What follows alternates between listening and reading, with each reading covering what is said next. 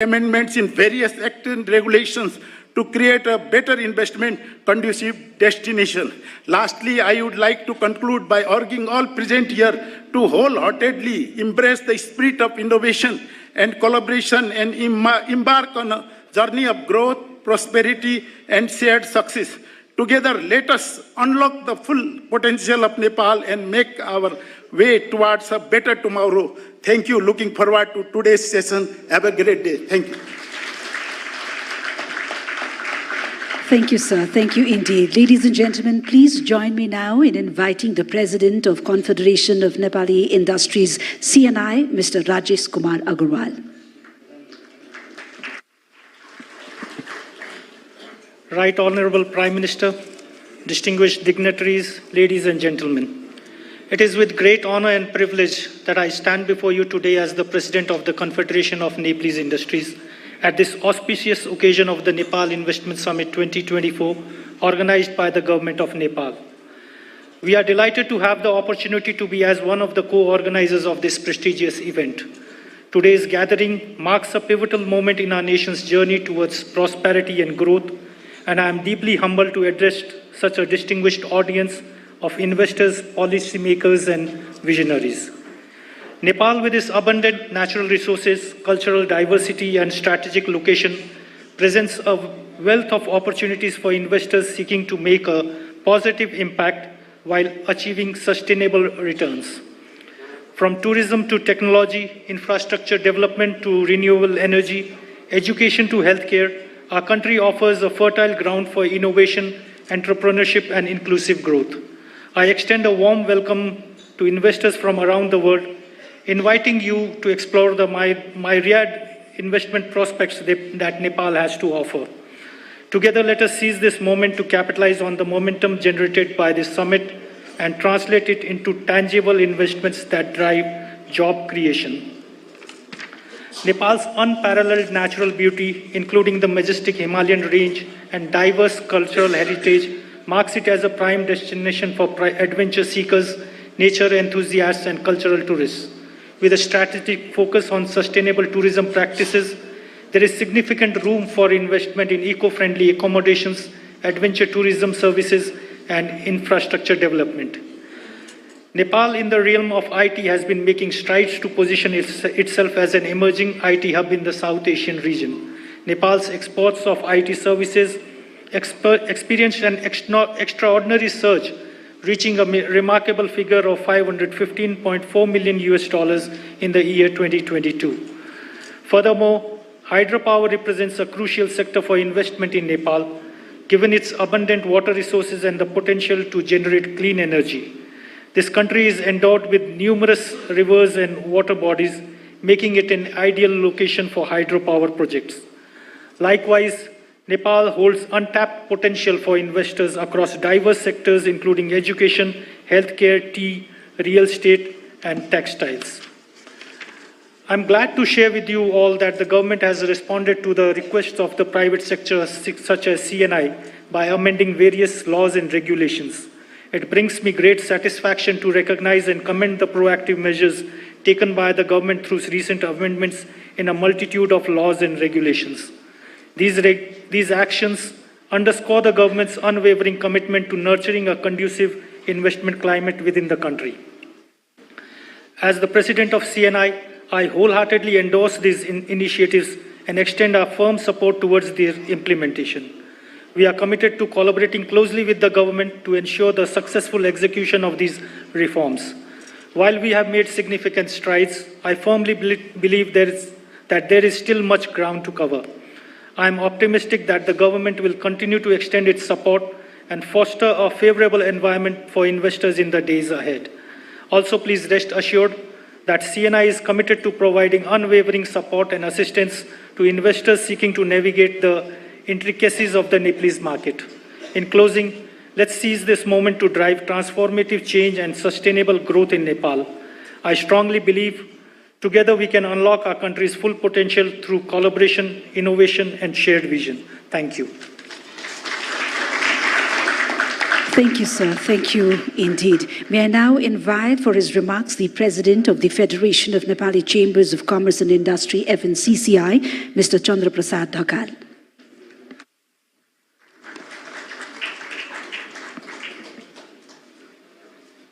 Right Honorable Prime Minister, former Prime Minister, Deputy Prime Ministers, Honorable Minister, Honorable Chief Minister, high-level government officials, Excellencies, partner from donor agency, distinguished guests, friends from media, ladies and gentlemen. It is an honor and privilege to welcome you to the third Investment Summit 2024. On behalf of the Federation of Nepali Chamber of Commerce and Industry and the entire Nepali private sector, I extend a warm greeting to esteemed guests, dignitaries, investors, and partners from around the world. We are deeply honored by the presence of our Right Honorable Prime Minister Pushpa Kamal Dahal, an esteemed investor, highlighting the significance of this summit and referring our collective commitment to unlock the Nepal immense potential. Theme for summit, Emerging Nepal, reflect our national vision. We aim to unlock the untapped potential across the various sectors, nurturing the innovation, entrepreneurship, and the job creation. Distinguished dignitaries, Nepal offers the diverse investment opportunity across the tourism, infrastructure, energy, agriculture, technology, to name a few. Nepal lies in the strategic location that presents the unmatched investment potential. The proximity of the two powerful economies, China and India, with the market size of the more than 2.7 billion people, Nepal serves as the gateway to vast market and untapped opportunities. There is a huge opportunity in the renewable energy. The recent power trade agreement to sell the 10,000 megawatt of the energy with the India and the long-term power trade agreement with the Bangladesh, the single immense potential for the hydropower generation in Nepal and trade with the India, Bangladesh, and the South Asian markets. In the tourism, Nepal reaches the cultural heritage and the natural beauty with the modern infrastructure, including airports, road, cable car, theme park, hotels, and resort to welcome the tourists from around the world. Nepal, the land of hills and Himalayas, gods and goddesses, Lumbini and Pasupati and Muktinath has the many opportunity to be tapped. The growing outbound tourists from the India and China present an opportunity for Nepal, beautiful hill station and snow mountain.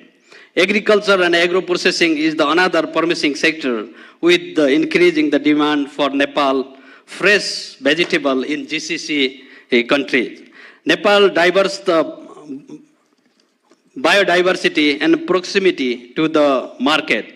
3 to 5 hours flight distance to GCC offer the prospect of the product all weather agriculture product tailored to the demands of the market. ICT is the another promising sector for investment with abundant and the youthful human resource and the vibrant entrepreneurial spirit. Nepal is the emerging as the thriving hub for the ICT business and innovation. Investing in the technical education is the another promising sector for Nepal, giving the significant gap between the demand for the skilled human resource and the availability of the supply. With the many untapped youth seeking the opportunity at the home and the abroad, establishing the technical school would serve to vital prosperity, address the domestic shortage of the skilled labor and help the boost remittance inflow when the skilled worker migrate abroad. Nepal economy has advanced significantly. It is graduating to the developing nation by the 2026. Therefore, the need for the investment remains the pressing. The government has demonstrated the supported from the business-friendly policy and initiative to foster the conducive investment environment. The recent amendment of the 12 laws and the policy and the endorsement of the bilateral investment agreement (BIA) framework, aiming the bringing the foreign investment in an example. These highlight the measure of the facilitate the foreign investment, including simplified the regulation, initiative and infrastructure development. The recent business summit in the New Delhi, Beijing and Dubai, organized by the FNCCI in the presence of the Right Honorable Prime Minister, has helped to boost the investor confidence and expand their investment into Nepal. On behalf of the Nepali private sector, we assure you our continuous support and the commitment to the joint venture in the all potential sector. I believe in the Nepalese emerging growth story. I am myself one example of what can be done if the Nepal potential tap. So let's seize this occasion to forge the partnership and the chart the path toward the sustainable development and prosperity. Together, let's unlock the Nepal boundless potential and the create a brighter future for generation to come. Thank you so much. Thank you. Thank you, sir. The solidarity and pledge from the private sector is central to the government, especially given the priority it accords to the center in its periodic plans and policies. We thank all the leaders from the fraternity for their very spirited call to create that synergy. Thank you indeed. Ladies and gentlemen, we are also honored by the presence of the leaders of the fraternity from the region and beyond. It's my pleasure now to invite them as they take their turn to share their greetings to this forum. First and foremost, my pleasure of inviting the lead of delegation from the Confederation of Indian Industries, CII, Mr. Supratim Datta.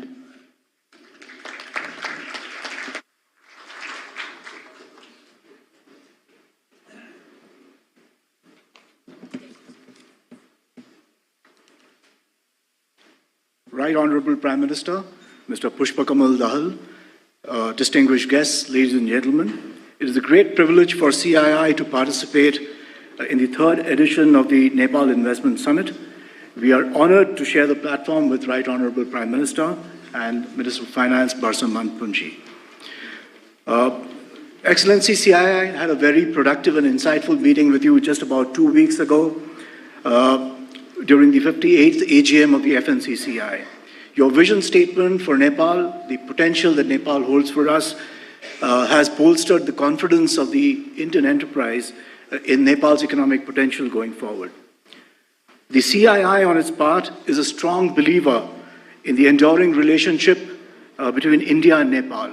Our ties go far beyond trade and commerce.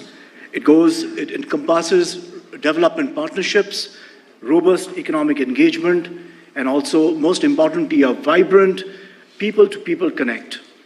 Today, we have an opportunity to build on this momentum, the momentum that can explore new avenues of collaboration, India's vast consumer base, advancements in technology, and entrepreneurial spirit can serve as a catalyst for Nepal's economic development. While Nepal's strategic location and natural resources offer immense potential for Indian enterprises to participate in this growth story. From CII, we see many opportunities to work together. To my mind, there are 5 core pillars of engagement which may be captured aptly through an acronym, which I call TRADE, T-R-A-D-E, T for tourism, R for roads and railways and infrastructure in general, A for agriculture, D for digital, and E for energy. Let me spend just a brief few minutes on each of these aspects. Tourism. Nepal's rich natural, cultural, and religious heritages offer tremendous potential for tourism and hospitality in this country. The extensive tourism value chains, which comprises hotels, travel agents, airlines, tour operators, and guides, results in a very powerful economic multiplier, ranking it amongst the highest amongst industry. on this count. It is also pertinent to note that comparable economies like Sri Lanka, Cambodia, and many others get about 15 to 20% of GDP coming from this sector. And that really holds the promise for the tourism sector in Nepal. Indian enterprises, on our part, would be very keen to invest in the development of the hospitality infrastructure in Nepal, and also very importantly in building human capacity to be successful in this very important industry as we go forward. Roads, railways, and infrastructure. World-class infrastructure, as all of us know, is key for development. On the one hand, it is a prerequisite, in a manner of speaking, for boosting economic activity, but it's also, on the other hand, a force multiplier for job creation and for private consumption. Indian industry believes it can partner Nepal in its infrastructure mission. We would be keen to explore projects encompassing road connectivity, airports, railway networks, intercity highways, and expressways. A for agriculture. Agriculture remains a very significant contributor to the GDP of Nepal. It's about 25%, but importantly, it also contributes 60% or employs 60% of the total workforce in the country. There is significant potential to manufacture and process high-value agricultural goods from Nepal, given its rich flora and fauna and biodiversity in the country. We can go up the value chain through products like medicinal and aromatic plants, pet food, horticulture, honey, tea, coffee, etc., which have all been already identified by the government of Nepal. I think where there is a potential to work together is on investments in seed technology, in agri-tech, in building fertilizer capacity within the country, so that this contributes to enhancing the productivity of the agriculture sector within Nepal. Investments in climate-smart agriculture, in agroforestry, leveraging the power of technology is going to be critical to build resilience in agri-value chains and creating sustainable livelihoods in Nepal. This is very critical, especially given what's happening these days on climate change and the extreme weather events that are now a reality of life. But I think the key point I will make on agriculture is that the economic multiplier of agriculture can be amplified many-fold if you can integrate seamlessly agriculture with forward linkages with value chains in food processing and FMCG categories. And that's what we are actually doing already in the company that I represent, and I talk about that in a minute. I think this can in turn lead to the virtuous cycle of employment generation, of conserving foreign exchange, and in fact, actually import substitution, and also spurring higher levels of private consumption in the country. D for digital. IT exports, somebody already has spoken about it, has already crossed the 500 million mark in 2022 and is actually doing very well already. But I think the potential here is to quadruple that number in the near to medium term to $4 billion. The rapid evolution of digital technologies, which is things like Industry 4.0, AI, ML, cloud technologies, etc., actually present a tremendous opportunity for Nepal's IT sector. The rapid development of the IT sector in Nepal, along with a vibrant startup ecosystem, can actually engender a virtuous cycle again of employment creation, of foreign exchange earnings, and provide a fillip to private consumption in the country and reaping the demographic dividend that Nepal has got. We must work together to leverage India's expertise in the IT sector and also its great success in recent times in digital public infrastructure to usher in rapid digitalization of the Nepali economy.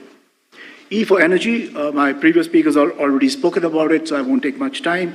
But I think the long-term power trade agreement that has been signed between India and Nepal recently has paved the way for Indian enterprises to participate in this sector through investments in Nepal's hydropower development, setting up transmission lines and energy storage. This will go a long way in developing Nepal and positioning it as a clean energy hub in South Asia. Finally, I would also like to take this opportunity to share our own experience of ITC, the company I represent, through our presence in the country through a subsidiary called Surya Nepal Limited. A lot of you people may be knowing about it. ITC has been in Nepal for over nearly 4 decades now through a subsidiary. And from a humble beginning in 1986, Surya Nepal has transformed itself into a truly Nepalese company, offering consumers world-class products and services under the proud Made in Nepal tag. It is the largest contributor to the exchequer and stands as a beacon of success for potential foreign investors, and we'll be very happy to share our own experience with potential foreign investors. In recent years, the company has forayed into new FMCG lines of businesses such as biscuits, confectionery, and agarbatti, and we are now also looking at launching a high-end luxury hotel project in the city of Kathmandu. We remain focused on scaling up these businesses as also our existing businesses in the years to come. Finally, on behalf of CII, I would once again like to express our thanks for giving us the opportunity to share our thoughts. We look forward to working closely with you and contributing to Nepal's growth stories in the years to come. Thank you. Thank you, sir. Thank you indeed. Ladies and gentlemen, with great pleasure, now I invite to share his remarks the Senior Vice President for South Asia of the United States Chamber of Commerce, Ambassador Retired Atul Keshav.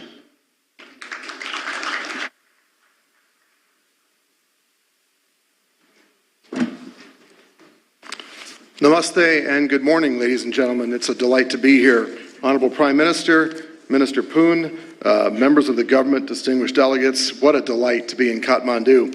You know, we Americans are not neighbors, but His Excellency Ambassador Thompson, my dear friend, will tell you that Americans love Nepal. They love Nepal because it is the sacred land of Lord Buddha, it has the beautiful Himalayas, and the American people have had a deep love for this country for a very, very long time because of the warmth of your people. So it's a great honor to be here. Friends, I bring you the very warm greetings of the United States Chamber of Commerce in Washington, D.C. We are the world's largest private sector business advocacy organization.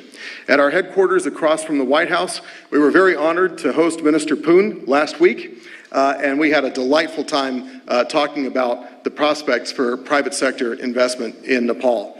Back in October, we hosted your Honorable Foreign Minister for the ceremony that accredited the very newest and 130th American Chamber of Commerce right here in Kathmandu, Nepal. So we've had very warm and friendly engagements with the government of Nepal, and we look forward to having that continue. And I invite all of you to come and visit us at the U.S. Chamber of Commerce in Washington, D.C.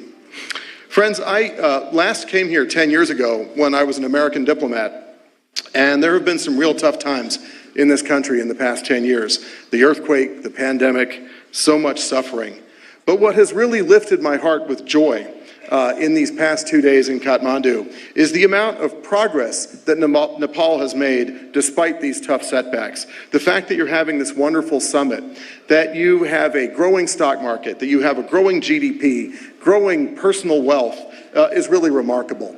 At the United States Chamber of Commerce, we believe in the Founding Fathers' credo of life, liberty, and the pursuit of happiness. And we want that for Americans, and we want that for all of the people of the world. And it's a delight to see Nepal doing well.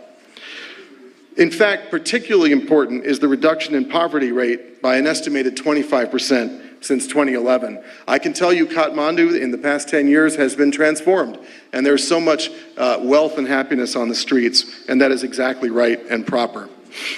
Hosting this summit is a very strong signal to the world that Nepal is open for business, and we applaud you and your government for taking this initiative.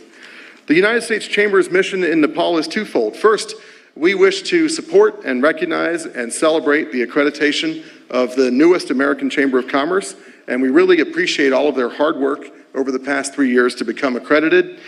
The AmCham Nepal has the full support of the American business community because they are the representatives here of that community, and they are the leaders who will help drive private sector investment and facilitate commercial exchanges between the American people and the Nepali people.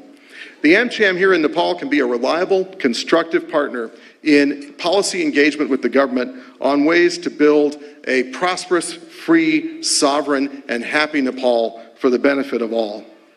Second, we want to understand the current business environment and the investment landscape in Nepal and understand the government's reform and liberalization agenda and its priorities. And in this regard, I want to say that I had a wonderful meeting with the Honorable Prime Minister and with the Honorable Finance Minister, and we heard very clearly the message of the government of Nepal about streamlining regulation, about ease of doing business, about speed of doing business, and about transforming Nepal through private sector investment.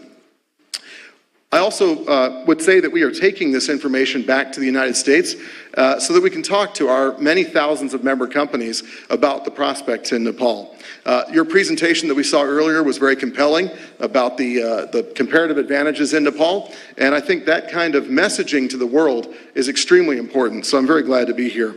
I would also want to thank our senior executives who traveled in with me, who came in from New Delhi.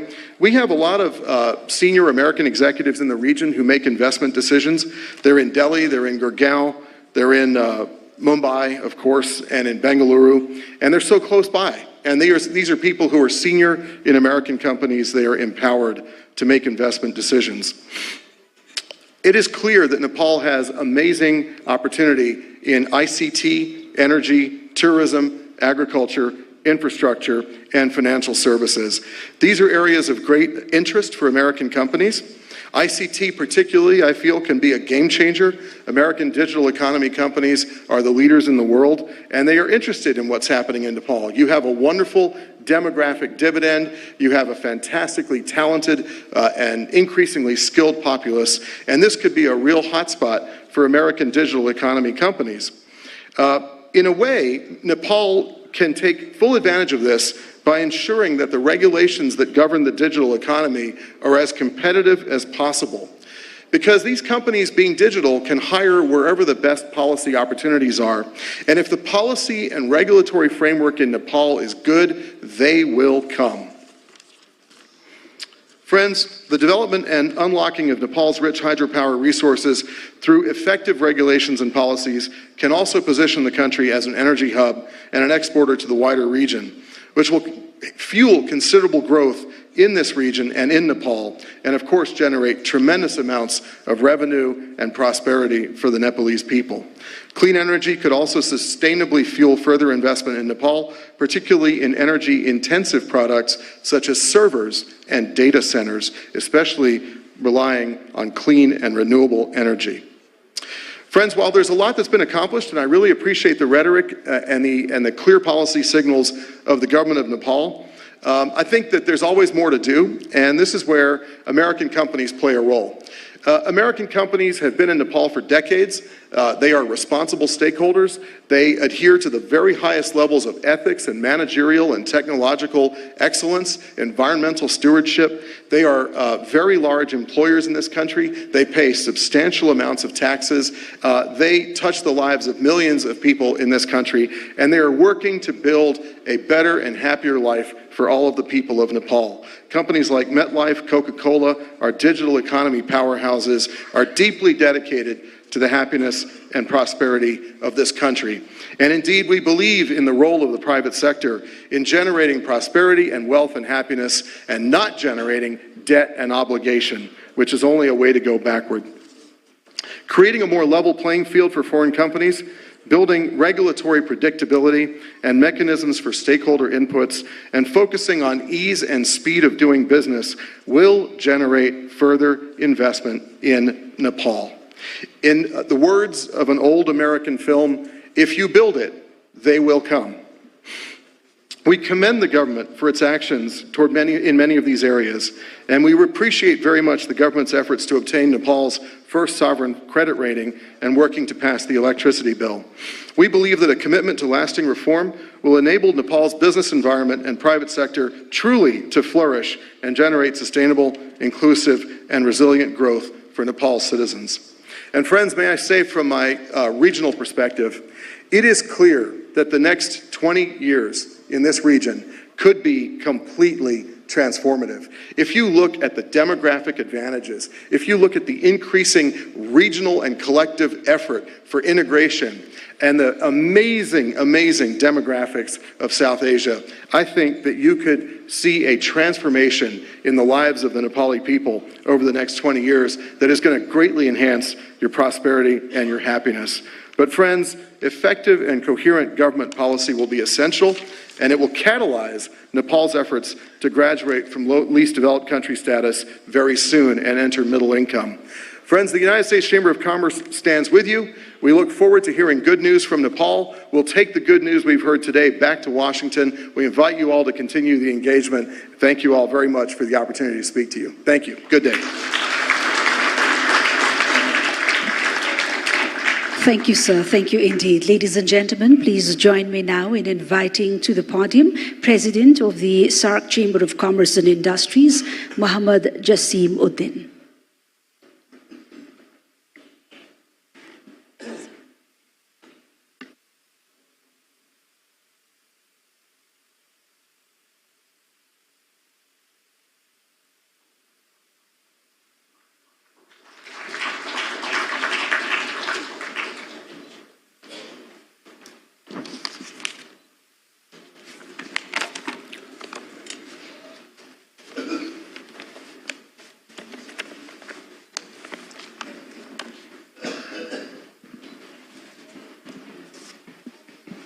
Right Honorable Prime Minister of Nepal, Mr. Pushpa Kamal Dahal, His Excellency Finance Minister, and the Honorable President of Nepali Federation Chamber of Commerce and Industry, other dignitaries in the dais, the Honorable Ministers, diplomats, business leaders, distinguished guests, members of print and electronic media, ladies and gentlemen, Assalamu alaikum and very good morning to you all. On this momentous occasion, I am honored to join the inaugural ceremony of the 3rd Nepal Investment Summit 2024, held in capital of Nepal, a beautiful city of home of the world's highest mountain peak. On behalf of SAARC Chamber of Commerce and Industry, I extend my heartfelt gratitude to the government of Nepal and the supporting organization for their dedication in hosting this prestigious summit for the 3rd time. The presence of such distinguished gathering today is a powerful sign of Nepal growing importance and the business expansion of the global and regional scale. So I congratulate Nepal for this landmark arrangement.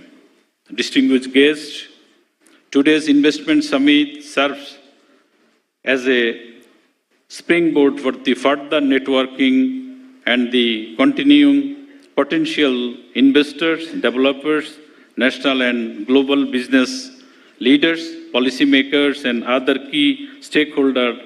This vital exchange will showcase Nepal's opportunities as a top investment destination.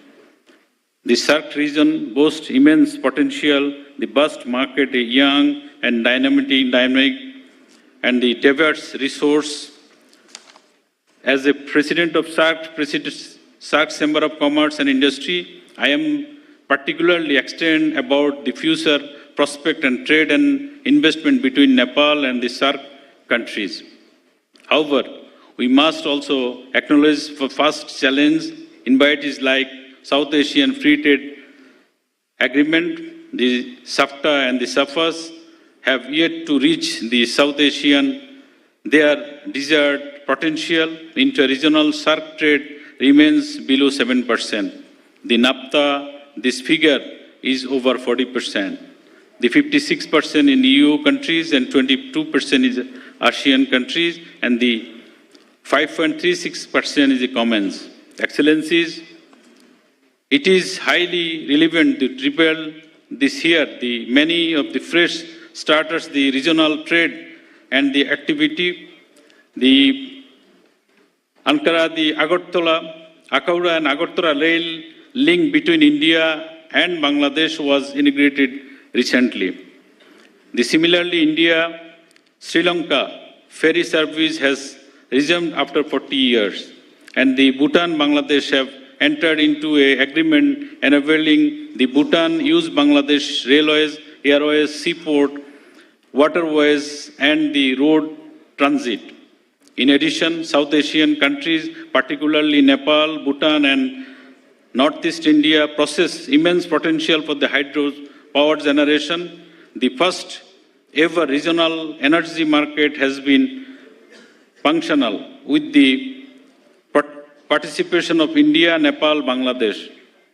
This traditional activity highlights the hydropower and the central theme of the unlocking border benefits between Nepal and Bangladesh. We are looking forward the regional electricity market with the increase the energy, synergy of the clean energy resources and the tapping immense hydropower potential in Nepal and Bhutan for low-cost energy crisis across the SAARC. The region also largely untapped the strategic manufacturing and trade hub that can be revitalized through investment, energy, agriculture, infrastructure, green business, logistics, and the connectivity, pharmaceutical, FMCG, healthcare, and startups with the innovation and drive-in sector add regional respect. To move forward, it is essential for the government to reason for creating business-friendly parallel policies, reducing trade and transport costs, and the transit the time along the regional corridors.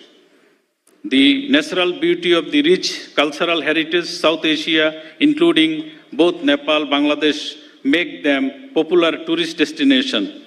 By joining forces, joint initiatives, we can create win-win situation for all the involved. Collaboration can extend both beyond energy, e-commerce, educational exchange programs, secondary, tertiary, and the technical levels. This foster skill as well develop the workforce across the region. In this era of fourth industrial revolution, digitalization has been opened new avenues for the innovation, efficiency, and the inclusion, bringing new possibilities and the individuals, organizations, and nations. Significant advanced digital technologies have driven dynamic changes for the way we communicate the access of information to how we conduct the business. Following these changes, new drivers and the considerations are also emerging, especially for cooperation in skill development, harmonize the regulatory framework, and the cybersecurity measures in essential. So, despite the challenge, I am confident that we can build a more vibrant future for regional trade. Cooperation during COVID-19 pandemic, notably vaccine access, financial support, and the food supply, and the example of the new dimension of our regional ties. Let us leverage this summit as a platform for address the first shortcomings by streamlining the regulations, fostering across-border collaboration, and the investing in the infrastructure. We can unlock the true potential of SAARC. In conclusion, I would like to stress the importance of the South Asian regional cooperation. In the new context, I hope we can work together to identify new opportunities, foster innovation, define our approach to lead the global trade. Let us harness the potential of Nepal to build a brighter, more prosperous future for South Asia.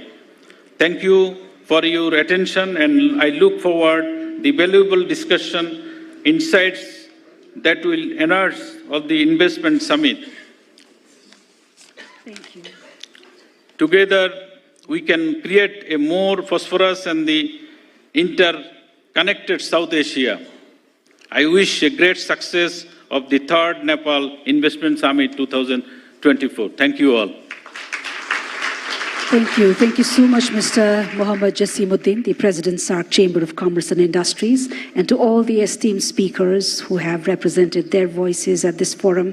Thank you for the essence of solidarity and optimism that you bring along, and special thanks for your valuable remarks and the love, affection, and cordiality you usher into this forum. So that, ladies and gentlemen, we will now be hearing from our steadfast and long-standing allies who have contributed contributed immensely in shaping Nepal's economic landscape. First and foremost, it's my pleasure to invite to share his remarks the Acting Vice President of the Asian Infrastructure Investment Bank, AIIB, Mr. Rajat Mishra.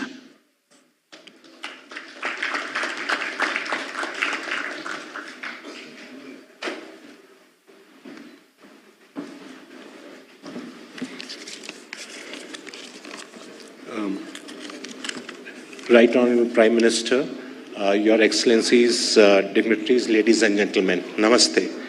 It's an honor to represent AIB and speak at this important event. And I will just try to focus briefly on how AIB can assist Nepal in its development journey.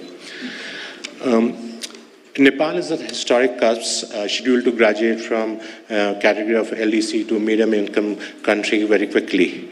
And with robust macroeconomic stability and strong external sector, Nepal can capitalize on its strengths to further its development. Firstly, Nepal possesses a very strong democratic dividend with a young population. Secondly, Nepal is blessed with abundant natural resources, including hydropower, which has already been touched by a lot of speakers. Third, Nepal has a fertile land and rich biodiversity, which can support the growth of agro-industries. And last but not least, Nepal's breathtaking landscapes, rich cultural heritage, and the majestic Himalayas make it a prime tourist destination. However, to fully harness these potentials, infrastructure development and connectivity is crucial, and which is where AIB can play a significant role. As the newest multilateral development institution with a focus on infrastructure, including social infrastructure, AIB has both sovereign and non-sovereign financing windows. We have, just to give a brief background, we have 4 thematic priorities, including green infrastructure, connectivity and regional cooperation, technology-enabled infrastructure, and private capital mobilization. And all of them resonate with Nepal's development needs. On the green infrastructure, for example, we see significant potential in export of hydropower to countries like Bangladesh and India, which have significant energy needs and rely on fossil fuels currently. So it'll help significantly in greening of the energy sector in the region. We can help in development of renewable projects, hydro projects, transmission lines, cross-border connectivity, and so on, and where private sector participation is also very critical. Connectivity is another priority for AIB, and we have set ourselves a target of cross-border connectivity to represent 25 to 30% of all financing approvals by 2030. Nepal's landlocked and mountainous regions, it raises the cost of production and trade, but AIB can help in development of roads, power transmission, airports, water infrastructure, and digital infrastructure to help transform Nepal to a land-linked country. Finally, Nepal has the potential to become important base for agro-industries, as the previous speaker from ITC also pointed out, producing high-value items such as tea. AIB has experience in financing connectivity to tea gardens through a rural road connectivity program in India, and we understand the importance of skilled manpower and connectivity of such industries. And we recognize the importance of investing in Nepal's demographic dividend. To ensure that the youth stay in country and contribute to its development, investment in education and health is essential. AIB can invest in social infrastructure, including both public and private education and healthcare facilities. In conclusion, AIB stands ready to support Nepal in its development journey. Through our focus on green infrastructure, connectivity and technology, and private capital mobilization, AIB can contribute to Nepal's sustainable development. Together, we can build a prosperous and resilient Nepal for future. Thank you very much. Thank you, sir. Thank you indeed. Ladies and gentlemen, please join me now in inviting to the podium the Vice President for Central West and South Asia, Asian Development Bank, ADB, Mr. Yin Ming Yang.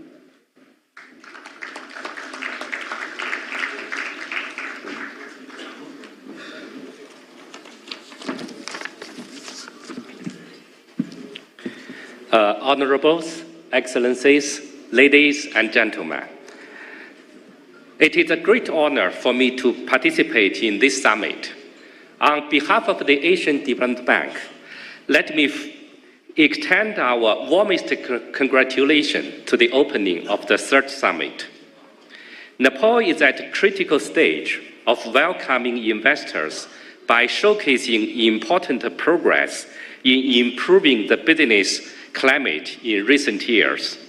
The country is well placed to harness the benefit of the richer natural resources and the friendly external relations in critical areas such as water resources, green energy, agriculture and tourism, trade and investment.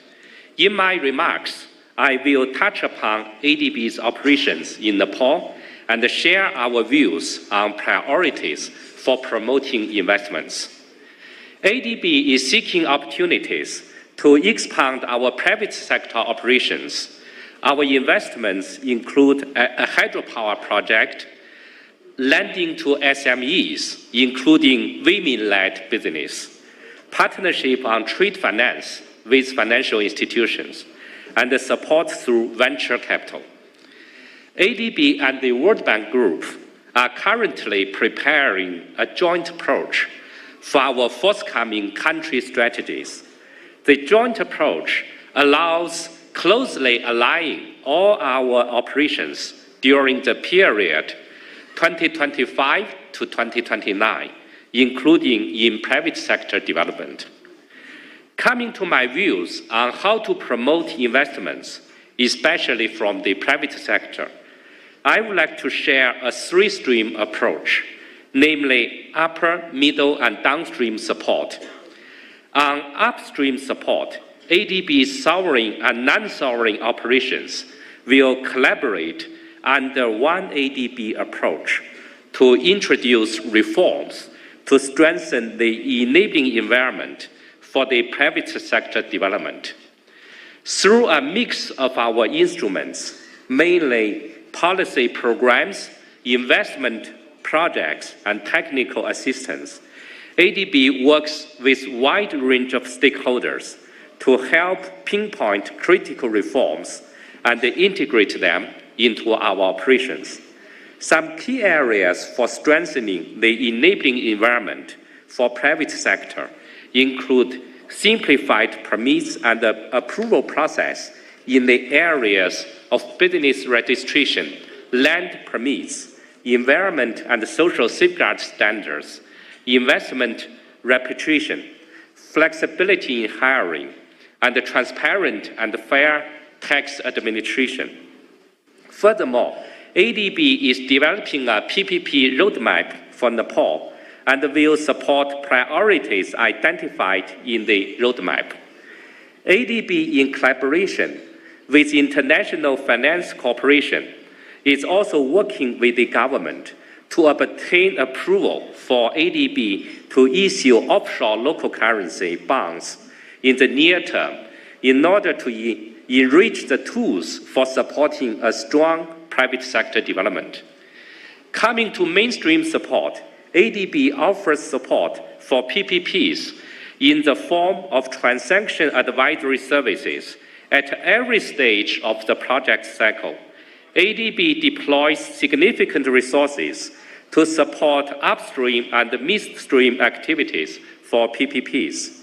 ADB envisages some midstream opportunities for private sector support to be embedded in its sovereign operations, and will therefore screen each project at early design stage to identify such possibilities. For example, in the PPP roadmap for Nepal, our initial assessment shows the potential for PPPs in solid waste management, smart metering, solar parks, options and maintenance of roads and tunnels, consistent with ongoing federal reforms.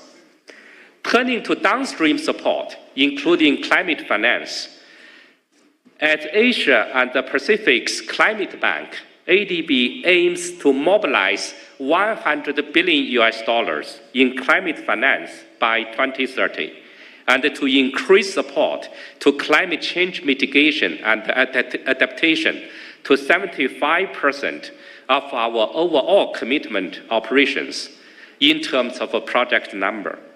ADB supports the financing needs of our developing member countries, including the private sector, especially in meeting their climate goals and the net zero target. In Nepal, ADB expects mobilizing a combination of concessional resources and technical assistance to the private sector for large-scale climate initiatives. ADB will consider support for MSMEs, including women entrepreneurs in niche product value chains, such as horticulture, medical and aromatic plants, and non-timber forest products. ADB will also explore opportunities for mobilizing long-term private financing for infrastructure development, such as electricity generation from hydropower and other renewable sources.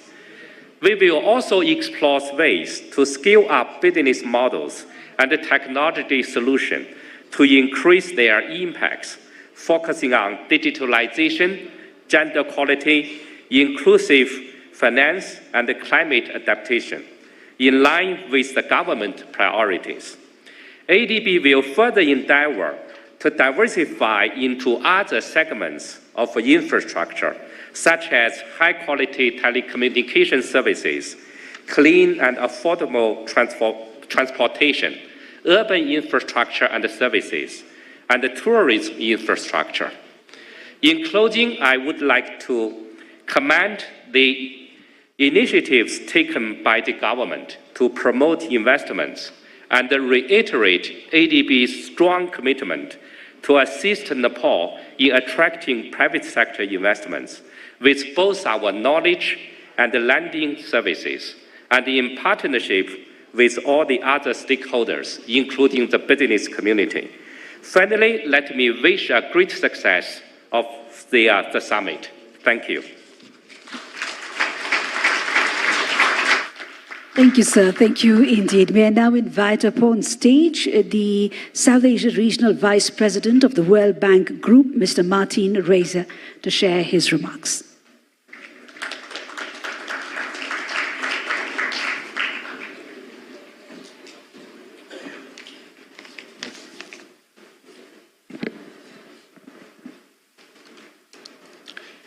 Right Honourable Prime Minister, Honourable Finance Minister, respected former Prime Minister, Excellencies, heads of delegations, ladies and gentlemen, partners and friends. Namaste and a good morning, or by now almost good afternoon to all of you. It's a great pleasure to be back here in Nepal and very exciting to participate in this third Nepal Investment Summit. I'm here with a delegation of colleagues from the World Bank, from the IFC, and from MIGA. We, as the World Bank Group, are here to support Nepal's commitment to transform the country into an emerging destination for global investment. There are many things for Nepal to be optimistic about, and a lot of them have already been mentioned. Nepal's economic model has delivered growth and reduced poverty with an average rate of 4.3% in the last decade, elevating the country to lower middle-income status in July 2020. Nepal offers many opportunities for greener, more resilient and inclusive development. Lucrative growth drivers include the hydropower, tourism, agribusiness and IT sectors, which offer comparative advantages and export potential and can spur job creation. The government has taken many proactive steps to facilitate both domestic and foreign investment across sectors. The World Bank Group also acknowledges the recent government decision to amend 9 laws through an ordinance. At the same time, Nepal needs higher levels of resources and investment to achieve its development goals, much more than what the public sector alone can provide. According to Nepal's National Planning Commission, Nepal will need to mobilize $2.75 billion per year in private investment if it is to achieve the Sustainable Development Goals by 2030. To improve the climate to attract these investments and crowd in private sector, both domestic and international, several priorities stand out. First, Nepal will need to continue to improve the legal and regulatory environment. My friend Yang Yingming has outlined a number of areas in this regard, so let me not dwell on this. Second, we recommend the development of a national investment policy that translates broader FDI and domestic investment targets into specific strategies across sectors. One of the previous speakers mentioned the long-standing dialogue we've had, for example, on the development of the electricity bill. This is an example of the kind of sector-specific legislation based on continuous dialogue that Nepal needs to embrace. Nepal should also strengthen the institutional capacity at the federal and subnational levels to implement credible PPP projects and improve service delivery. So many of the previous speakers have mentioned opportunities in this regard, particularly in the infrastructure sector. And perhaps more fundamentally, Nepal needs to be ready to embrace greater competition and level the playing field for new investors to come in. The World Bank Group has been a credible and steadfast partner in helping Nepal improve its investment climate. Recently, we supported 2 critical policy reforms to facilitate greater foreign direct investment into the country, including the reduction in the minimum FDI threshold to 20 million rupees and the setting up of the automatic approval route to allow FDI of up to 500 million rupees. We also work closely with Nepal Rashtra Bank to strengthen its anti-money laundering legislation. Recent data suggests a positive uptick in FDI inflows. Indeed, an 80% increase in the first 4 months of this year. In the first 7 months of FY24 compared to the same period in FY23. We are helping Nepal conduct investment assessments into the investment climate, including through the World Bank's flagship Be Ready report, which will be released in September this year and will assess the overall investment climate. We're also carrying out similar assessments at the provincial level to help identify opportunities and constraints at the subnational level. The World Bank Group is here as investors. IDA, IFC, and MEGA offer financing models that can catalyze private investment and offer national and international stakeholders an unrivaled opportunity to strengthen development impact. We have invested, we're ready to invest, and we're ready to do more. Indeed, jointly with our partners in the Asian Development Bank, we have recently signed an MOU to expand investments in Nepal's hydropower potential, including the flagship Upper Arun and Dutkoshi projects, with major expected benefits not just for Nepal's economy, but for Nepal's neighbors in South Asia. We are here as development partners to continue supporting the government's reform agenda, which is critical to unleash private sector potential. Again, my predecessor already mentioned that we are working on a joint partnership framework with the ADB and the World Bank Group to guide this legal, regulatory, and institutional support. In closing, let me repeat that we stand committed to continue supporting Nepal in its vision of creating an investment-friendly environment. With this, let me wish the 3rd Nepal Investment Summit the best of success. Thank you very much. Thank you, sir. Thank you, sir. Thank you indeed. Thank you so much for your very insightful and valuable inputs. Ladies and gentlemen, as we look forward towards upscaling our already existing and strong ties with our development partners, we cannot help not extend a note of gratitude to them for their very strong support and for their camaraderie as well as the cordiality they have extended to Nepal over the many decades that we've worked together. So that, ladies and gentlemen, we also cannot help share how overwhelmed we are to have received best wishes and greetings from all our friends, partners, collaborators, who not. And we take a moment now just to present before you a few prominent such greetings and messages received from our very valued friends and partners in front of you now. First and foremost, allow us to draw your attention towards the screen now as we play the video message received from the Secretary General of the United Nations Conference on Trade and Development, Her Excellency Madam Rebecca Greenspan. Your Excellencies, the Right Honorable Prime Minister Pushpa Kamal Dahal, Ministers, Honorable Deputy Prime Minister and Minister for Foreign Affairs Narayan Kaji Shrestha, Honorable Finance Minister Barshaman Poon, distinguished delegates, investors, business leaders, ladies and gentlemen, dear friends. As Secretary General of the UN Trade and Development Conference, it is with great honor and a sense of shared purpose that I address you today at the third Nepal Investment Summit.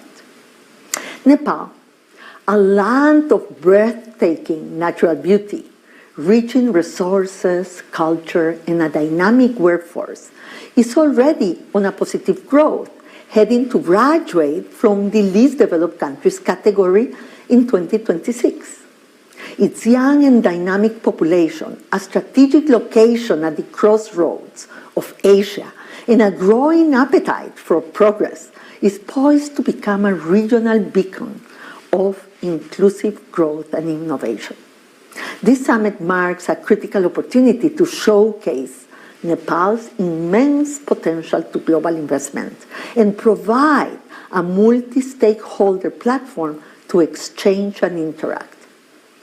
Both from hydropower and renewable energy to sustainable agriculture, tourism, and the technology sector, Nepal offers diverse and lucrative investment avenues that promise meaningful contributions to the nation's development trajectory. We, at the UN Trade and Development Conference, have long recognized Nepal's great investment potential as showcased in the investment guide and the investment policy review we undertook specially for the country.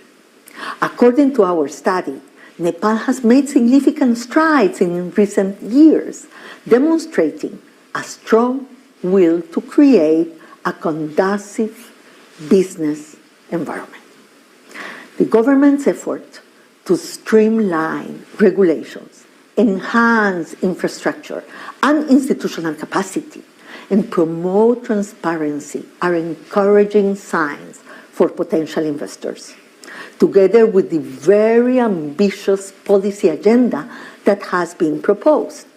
Policies like the new Foreign Investment and Technology Transfer Act, Industrial Enterprise Act, Public-Private Partnership Act, IP Policy and Labor Law are important reforms in Nepal, along with several other investment-related policies in the pipeline to improve its business environment.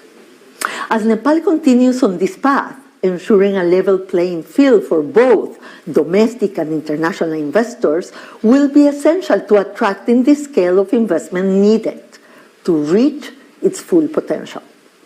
We must also prioritize investments that empower women, youth, bridge social divides, and that address Nepal's unique vulnerability to climate change.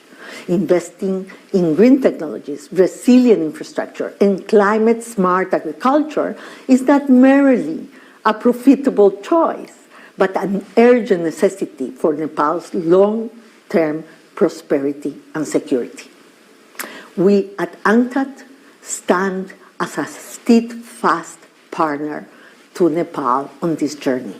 Our reports, conferences, and technical programs are available to support the government in creating policy frameworks that promote sustainable investment, build capacity, and foster technological innovation. Distinguished guests, the opportunities before Nepal are vast. By working together, government, the private sector, investors, civil society, and international partners, we can unlock Nepal's potential and build a future where economic growth, social progress, and environmental sustainability go hand in hand. Let this summit be a catalyst for bold action, innovative partnerships, and a resounding commitment to a prosperous and inclusive future for Nepal. I thank you. And we extend our bit of gratitude for these very optimistic and encouraging words from the United Nations Conference for Trade and Development. Thank you, Your Excellency. Ladies and gentlemen, this summit is all about laying a foundation to creating new ties and to bolstering networks, both old and new. And in this regard, today for us is a fresh beginning. And this say finds its relevance in the newer and the changing world realities and the context as well.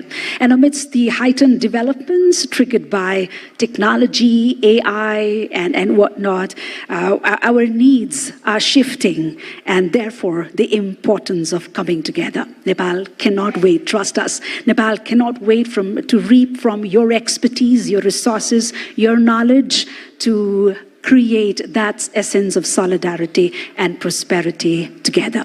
Thank you one more time for your very, very valued presence herein. Said that, ladies and gentlemen, we will now be hearing from high representatives from our very, very esteemed and close allies, friends, partners, since a long, long time now. Friendships that date back ages old. And they would be introduced by their excellencies, the ambassadors of the friend nations who represent them.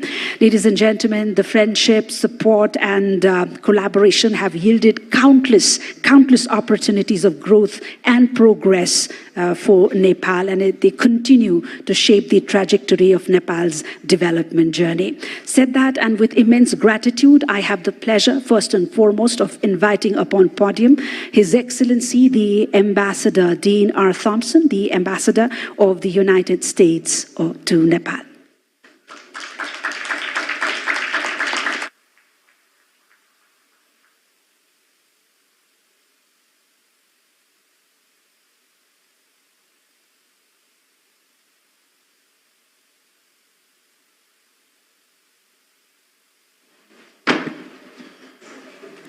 Honorable Prime Minister, distinguished members of the Cabinet, esteemed guests and participants, it's really a pleasure to be here to have an opportunity to introduce some friends of Nepal in our video.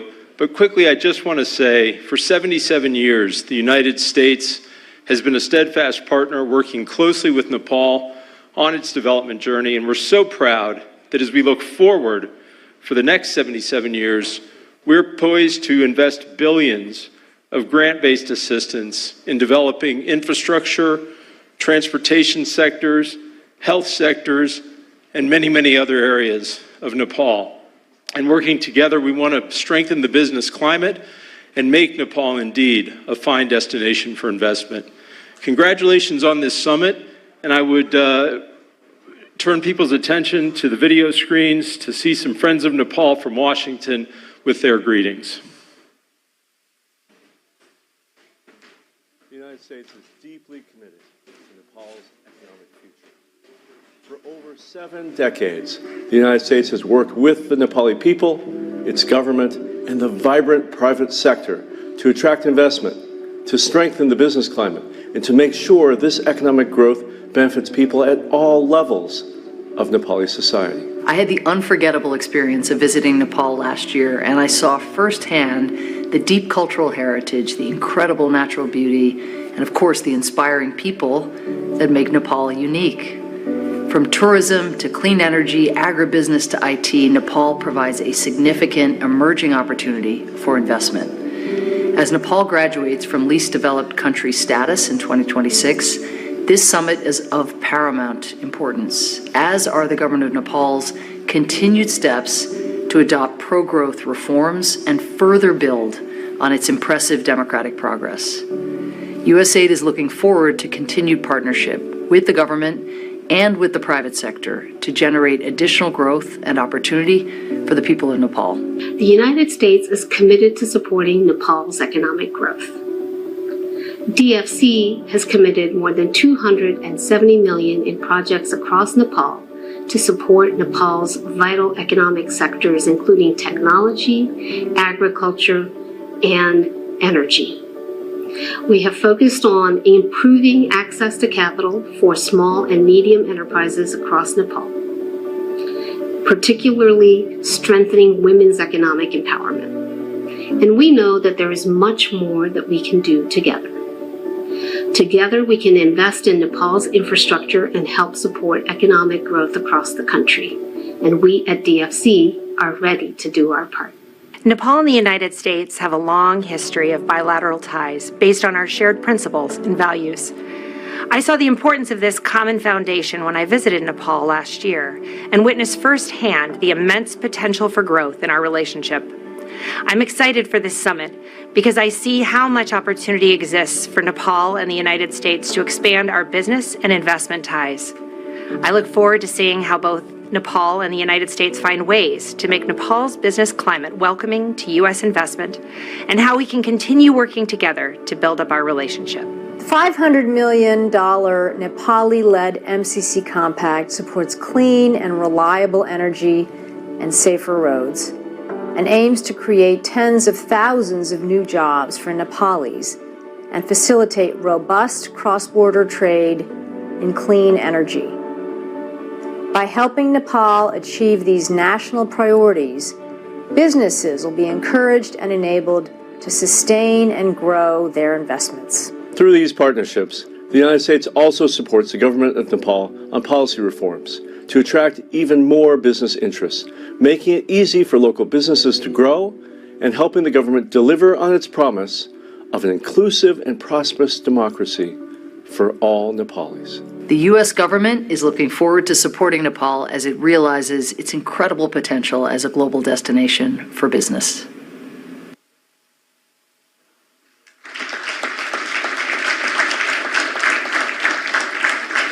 Without further ado, ladies and gentlemen, thank you, Your Excellency. Thank you indeed. May I now invite up on stage the Regional Director of the Foreign Commonwealth and Development Office, FCDO, Mr. Ben Mellor.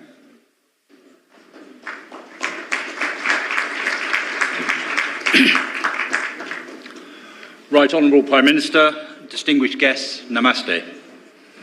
Last year, the UK and Nepal marked 100 years of friendship, uniquely certified by treaty. Our sights are now firmly fixed on the next 100 years, which can and must be an investment-driven epoch for our old friend. I'm delighted to be back in Nepal. Less than 2 months ago, I had the privilege of congratulating the new government on its second day in office.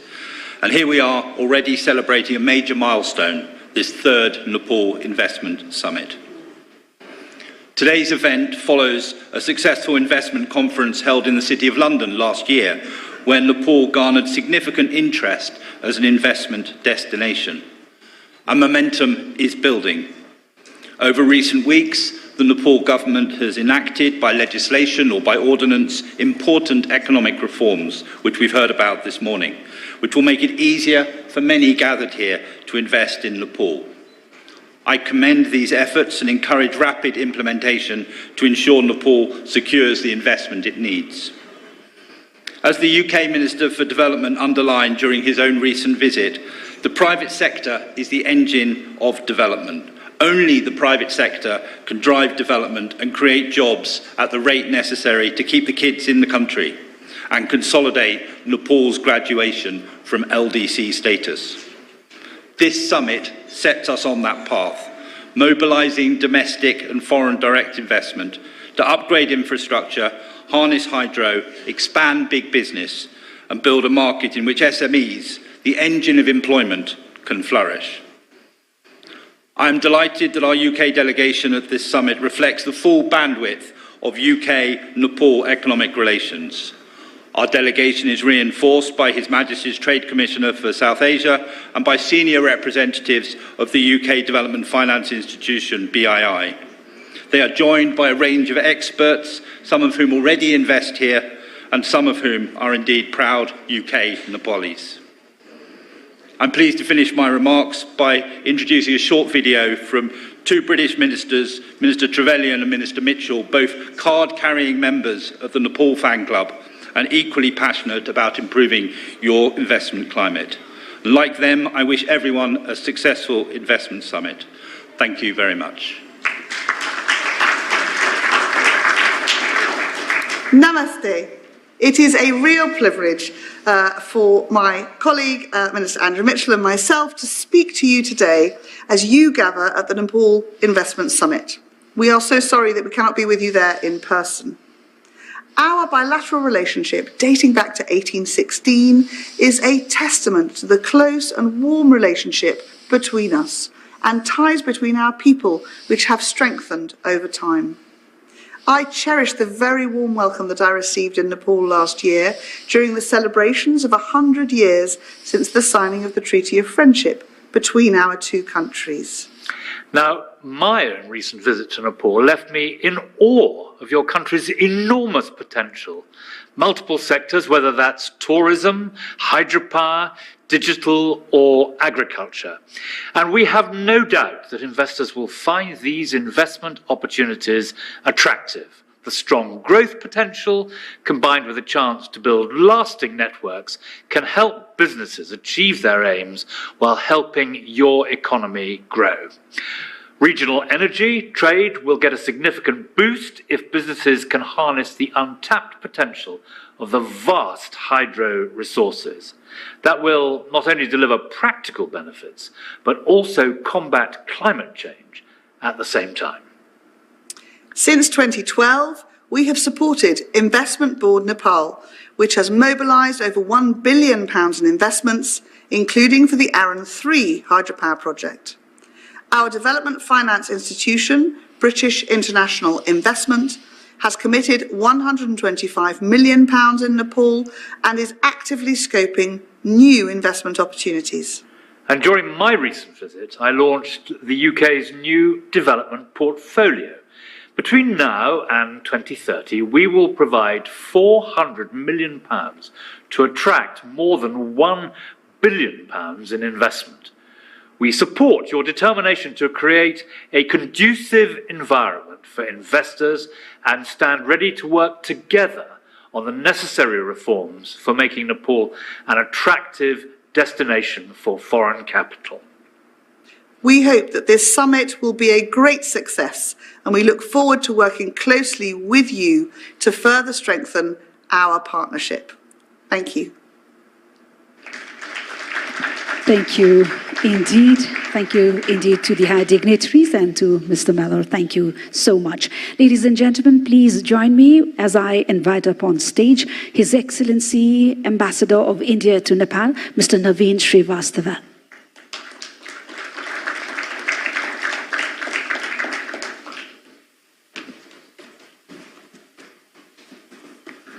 Right Honorable Prime Minister of Nepal, Pushpa Kamal Dahal Prachandaji, Honorable former Prime Minister of Nepal, Sher Bahadur Debaji, Honorable Finance Minister, Varsman Punji, other ministers of the Government of Nepal, distinguished guests, ladies and gentlemen, thank you for giving me this opportunity to participate in the 3rd Nepal Investment Summit and also to introduce the speech by our Commerce and Industry Minister, Mr. Piyush Goyal, who unfortunately cannot join us physically today because of the ongoing elections in India.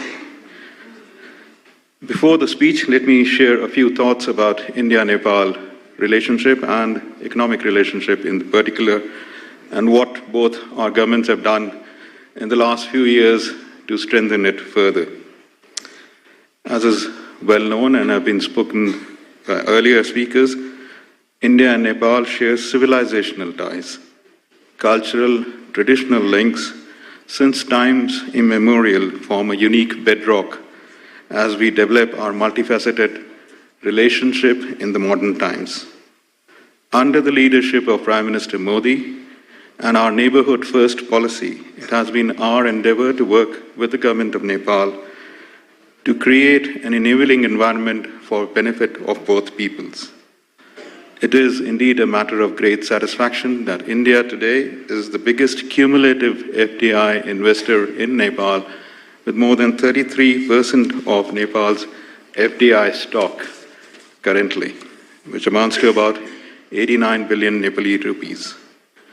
This investment trend continues its positive trajectory, and in recent times we've seen new investments coming in sectors such as construction, automobiles, or FMCG. This is apart from the huge investment that India and Indian companies are making in the hydropower sector. As we look to the future, the Government of India will continue to encourage Indian industry to invest further in Nepal. The large presence of the Indian delegation today is a reflection of that commitment. We would also be launching a new investment guide for investment by Indian companies in Nepal in collaboration with the Nepal-India Chambers of Commerce and Industry. As governments, it has been our endeavor to not only encourage and facilitate business investments, but also to create infrastructure facilities and ease regulations which will organically foster greater economic linkages. Towards this end, the Government of India is working towards several initiatives by providing grants for building integrated checkposts, 3 of which have been made functional, 2 more are being built. We've launched cross-border digital payments to facilitate an ever greater number of Indian tourists coming to Nepal. Indian tourists already constitute the largest number of foreign visitors to Nepal. And as speakers earlier said, in the last few years, hydropower exports from Nepal to India have added a new dimension to our ties. Last year alone, Nepal exported about 650 megawatts of power to India, earning a considerable revenue, which constituted about 10% of Nepal's total export to India, or 7% of Nepal's global exports. To further foster this, our 2 governments have also concluded a long-term agreement on power trade, which was finalized during Right Honorable Prime Minister's visit to India last year. At present, we are also discussing a trilateral power trade between India, Nepal, and Bangladesh. The vast demand for clean energy in South Asia, with a combined population of close to 2 billion people, provides an opportunity for Nepal to further boost its hydropower potential, and in the process to ensure economic development. In this regard, the choices that we make now can be the vehicle to convert the vision of Nepal to foster inclusive economic growth. And I'm glad that the long-term power agreement was taken at the initiative of Right Honorable Prime Minister Pushpa Kamal Dahal Prachandaji and Prime Minister Modi. Today, post-COVID-19, there is also a focus on building trusted and resilient supply chains. In this context, the regional economic integration in South Asia through such supply chains can form a new avenue of growth between India, Nepal, and the rest of the South Asia. I hope today's this investment summit would provide an opportunity to discuss and other aspects for how to further boost regional economic integration in South Asia. Before I conclude and invite you to hear our Minister for Commerce and Industry, Mr. Piyush Goyal, let me also thank both IBN and the Government of Nepal, as well as other agencies, for putting together this fabulous event. Thank you.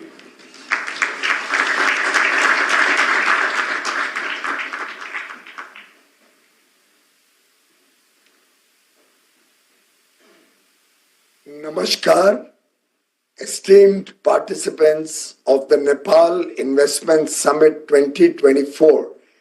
Truly a privilege and honor to address this august gathering. While I regret not being able to join you in person on this momentous occasion, I am confident that we will have many more opportunities to connect and collaborate in the future. I extend my heartfelt congratulations to the government of Nepal for hosting the Nepal Investment Summit 2024 under the theme Emerging Nepal. Nepal and India not only share a border, but also a deep-rooted friendship and a vision for a prosperous future. India has always been a trusted partner in Nepal's development journey. Friends, the unique ties between our two nations are built on long-standing people-to-people connections that have stood the test of time. Nepal is a key partner in India's neighborhood first policy, and it reflects in our continued collaboration. And we cooperate on projects in hydropower and connectivity. Reiterating the words of our Honorable Prime Minister, Shri Narendra Modi ji, I quote, "We will continue to strive to take India-Nepal ties to Himalayan heights." Investing in Nepal is not just about seeking profitable ventures. It's about contributing to the progress and prosperity of a nation with immense potential. Friends, I am confident that going forward, we will continue to work as friends. We will continue to invest in Nepal. We will continue to expand our trading and business relationship. I urge investors from around the globe, including India, to seize this opportunity and become a part of emerging Nepal. May this business summit be a grand success. Thank you. Jai Hind. Immensely grateful we are to their excellencies for adding this extra value to this forum, for their great reflections and insightful sharings. And to all the high dignitaries, thank you so much for adding all that value through your insightful statements and by being a part of this summit, which, as said earlier, is of paramount importance to all of us. Said that, ladies and gentlemen, we move further on now, and yes, allow me to reiterate that the statements coming from the inaugural ceremony is of central importance for us as they set the tone for the rest of the proceedings spread across the 2 days we are under this roof. And they are central again, in fact, pivotal to guiding, creating a base and guiding and giving direction and food to the expert-led deliberations across the 2 days we are here. Said that, now we turn to our honorable leaders who have been close to the policy reins for a long time now, bring along a plethora of experience and a vision that stands strong with the spirit that they bring along to this forum, and whose presence, ladies and gentlemen, itself is a testament of their sensitivity, commitment, and solidarity to the national development and prosperity of Nepal, and a reflection of their gratitude and the great value Nepal accords to your very valuable presence amidst us here in Kathmandu today. Said that, please join me in inviting to share his remarks former Prime Minister and leader of the opposition party, Honorable Mr. Sher Bahadur Deuba.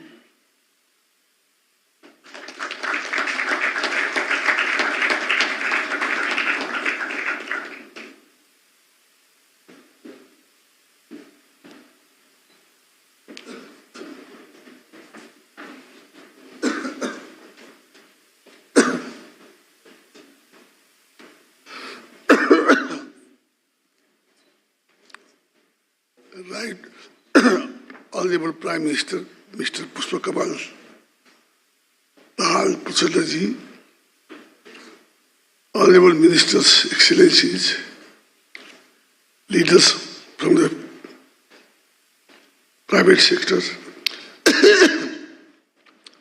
eminent business persons from around the world, ladies and gentlemen, a warm good morning to you all. Thank you, Prime Minister, for hosting this important summit and inviting me to speak a few words of this inaugural session this morning. Let me also extend warm welcome to our distinguished guests who have traveled all the way to Kathmandu to attend this summit. I am confident that the deliberations in the summit and the various instruments of cooperation and partnership that will be exchanged during the summit will pave the way to greater flow of investment in Nepal.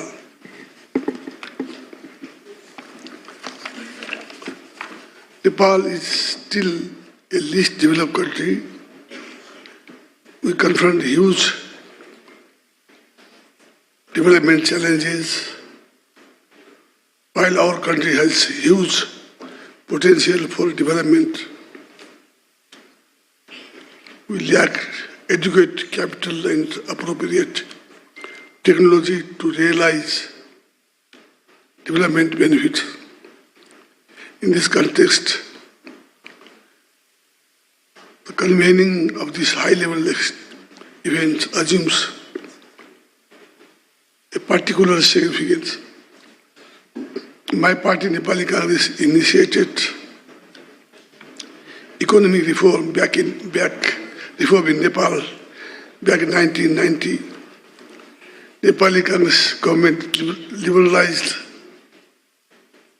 the economy, invited private sectors, and created a conducive environment for foreign investment. During that short span of period, our government reoriented the policies, revised old laws, brought in new laws, realized the public expenditure and initiated the liberal income tax regime. Nepal's investment regime is now liberal in terms of sector open for foreign investment, tax policies, and repatriation earnings. Amongst all sectors are open to foreign investment. Agriculture, tourism, infrastructure, development, mines, minerals, manufacturing, tourism, hydropower and ITR, some of the key sectors where domestic and foreign investment will have transformative impact.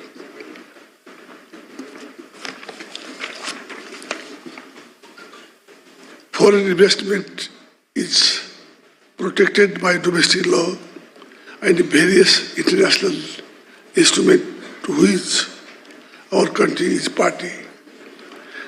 I have come to know that the government has expressed its willingness to conclude bilateral investment protection agreement with various countries to promote Nepal as an attractive destination for investment. Flexible our law, demographic dividends with substantial share of young and energetic populations, reliable supply of electricity availability of local raw availability of local raw materials also contribute to make production low cost compared to other high wages countries in the region. We have established one-stop service that includes the Investment Board of Nepal for large-scale project under the public-private partnership and Department of Industries for other small and medium-sized investment projects. We have streamlined process to save time and energy for registration of companies and putting them into operation relatively within a short period of time. Less bureaucracy means faster decision making and quicker approval of proposals. Moreover, all major political parties remain committed to promote foreign investment in Nepal and come together to foster consensus on key investment-related issues. During my tenure as the Prime Minister, we implemented crucial reform. We aimed at the promoting foreign investment, boosting tourism, harnessing the potential of hydropower,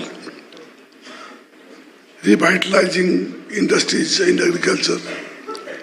As the reform was not completed, I believe that the present government will continue to the reform initiatives and create more conducive environment for the private sectors. Internal market is expanding with the increase in income. The peoples of external market is accessible due to geographical proximity and concessional trading facilities that we receive from our neighbors and other countries, other partners. Our two neighbors, India and China, offer huge market opportunity for Nepal. We also have supportive trading relationship with USA and EU.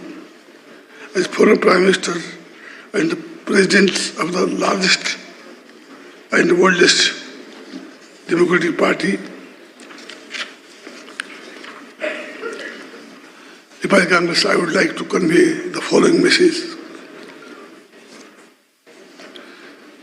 We pursue liberal economic policies where market and the private sectors have an important role to play in advancing economic development under a democratic framework.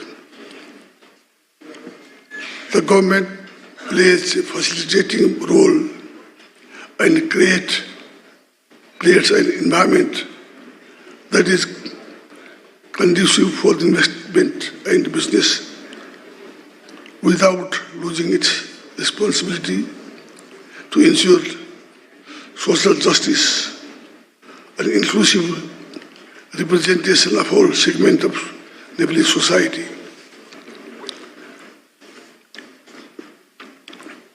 We live in the era of intense competition of investment. This means we need to be more attractive and competitive in providing intensive and protecting investment. Money goes where it treated well. Well, it is treated well. We continue pursuing reform in a coherent and practical manner to adjust our investment regime in the light of light of changes in the internal and external economic environment. We do not pursue disciplinary policy vis-a-vis foreign investors. We are treated more with national investors. We welcome foreign investors as our valued guests. There are convincing examples we provide that foreign investment in Nepal is profitable. Some of the multinationals working in Nepal have been able to repatriate a good amount of dividend over the years. Please come to Nepal and invest in our economy. That will be beneficial to you and our people. We will provide you a full protection, assure that our sustained cooperation from start to finish. We will cherish our partnership for development and prosperity. Your contribution in supporting Nepal in its endeavors to infrastructure, in its endeavors to transform the economic landscape will be highly valued. The time is of essence. Nepal has huge untapped potentials. I believe that with our common efforts, we can make a difference. I wish our international guests a pleasant stay in Nepal and a productive deliberations. I also wish to thank all the success to the summit. Thank you very much. Jai Nepal. Thank you, sir. Thank you indeed for your great reflections of solidarity and commitment, and of course for the acknowledgements. It's been a sheer beauty of this forum, ladies and gentlemen, since the very beginning, of our leaders standing strong together when it comes to issues of national prosperity and welfare.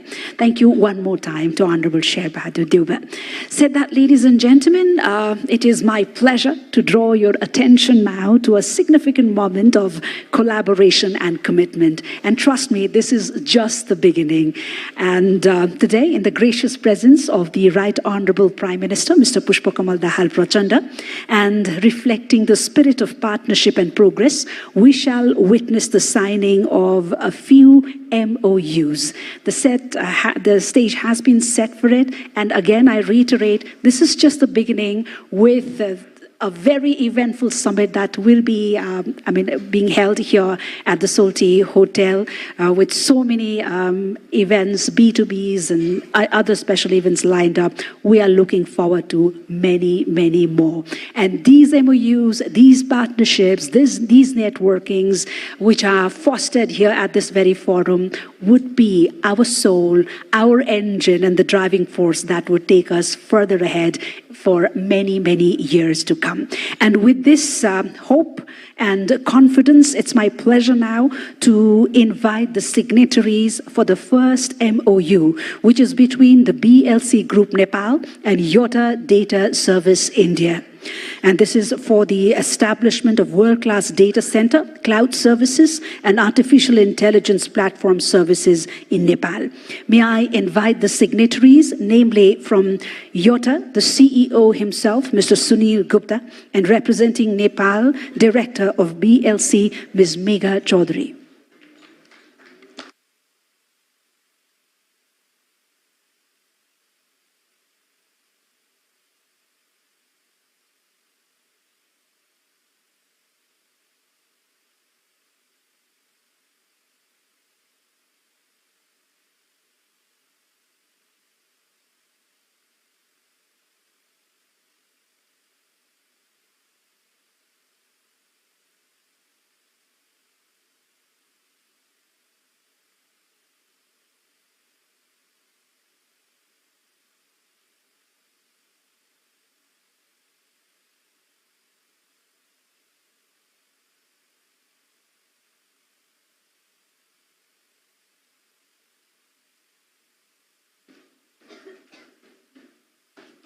initials put, may I have the privilege of inviting both these signatories up on stage for a better view and to honor the gracious presence of the Right Honorable Prime Minister, Mr. Pushpa Kamal Dahal Prachanda. Ladies and gentlemen, this is the MOU between BLC Group Nepal and Yotta Data Services India for the establishment and operation of data center.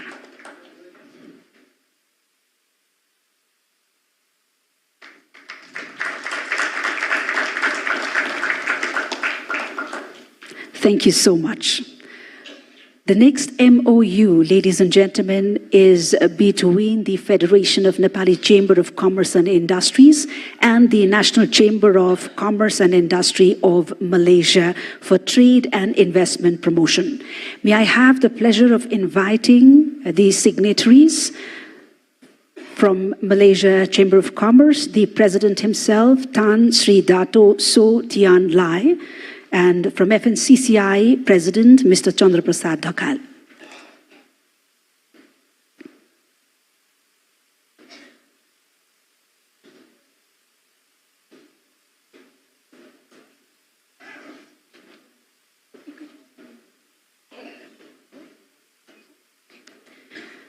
Ladies and gentlemen, we are witnessing the signing of two MOUs simultaneously. One was the one I said earlier on trade and investment promotion. The second is between FNCCI and the Federation of Malaysian Manufacturers for Trade and Investment Promotion, with the signatories, Mr. Chandra Prasad Dhakal from FNCCI and Tan Sri Dato So Tian Lai, the President of the Malaysian National Chamber of Commerce and Industry. The second MOU is for trade and investment promotion. May I invite the signatories up on stage to honor the gracious presence of the Right Honorable Prime Minister.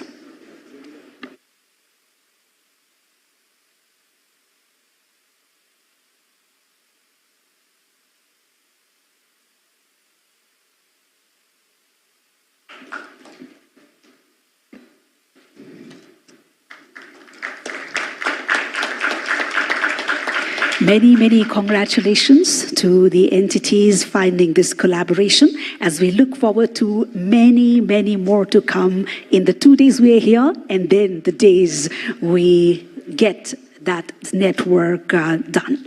So that, ladies and gentlemen, these documents, as I said, symbolize our collective commitments to fostering economic growth, innovation, and sustainable development goals. We now move forward, and it's my distinct honor, ladies and gentlemen, to invite up to the podium a leader whose leadership and commitment has propelled Nepal towards a future filled with promise and opportunity. Please join me in welcoming our chief guest, the Right Honorable Prime Minister, who's also the chairman of the Investment Board of Nepal, to make his special address to this forum.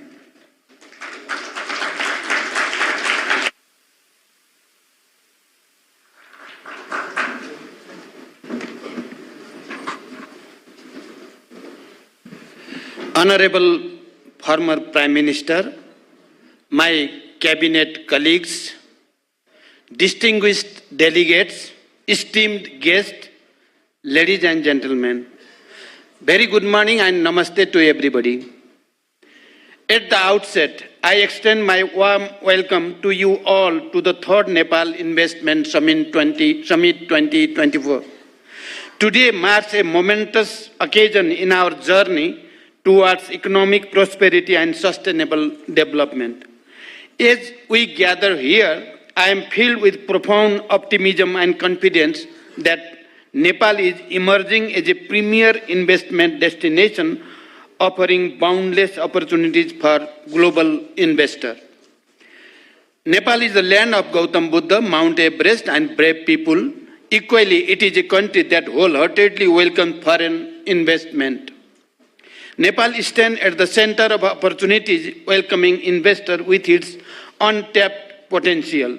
Our unwavering commitment to liberal economic policies lays the foundation for a vibrant and investor-friendly business environment. We are strongly committed to carry out continuous reform to facilitate the investor, industrialists, innovators, and easing of doing business. In this context, the government of Nepal has recently amended 8 different laws governing business and investment regime. I believe this boosts the investor confidence to invest in Nepal. Distinguished guests, as a nation of peace and stability, we have created a conducive environment for economic growth and prosperity. The federal system of governance ensures a balanced development approach, fostering social and economic transformation across the nation. Nepal provides a number of incentives to foreign investors, including a robust regulatory framework, provision for the avoidance of double taxation, protection of intellectual property rights, competitive corporate taxation, among others. Government of Nepal has recently approved the framework of Bilateral Investment Agreement, BIA, which aims to protect and promote bilateral investment. I encourage all of our friendly nations to consider signing the BIA at the earliest. Our liberalized policy encourages foreign investment in prioritized sectors. Our skilled workforce and low labor cost present an attractive proposition for international investors. Provision of national and non-discriminatory treatment to all FDIs and guaranteed the repatriation in foreign currency further enhance the attractiveness of the investing in Nepal. Distinguished guests, with over 60% of Nepal's population falling within the working age group and a rapidly expanding middle-class population, shows the immense potential for consumer-driven growth. Furthermore, our skilled labor force, comprising a significant number of foreign language-speaking youths, helps the international investor to find favorite local workforce in Nepal. Nepal provides a number of investment opportunities across diverse sectors, including tourism, agriculture, manufacturing, ICT, garments, high-value crops, manufacturing, including agro-processing and infrastructure, to mention a few. Our hydropower potential holds the promise of abundant renewable and clean energy supply, while the tourism sector beckons with its rich cultural heritage and natural beauty. Although Nepal has a huge potential of hydropower generation, only 3,200 megawatts have been harnessed so far, and about 5,568 megawatt large-scale power projects are under construction or in the pipeline with execution through public-private partnership (PPP) modality. This explicitly shows the enormous opportunities to invest in hydropower sector in Nepal.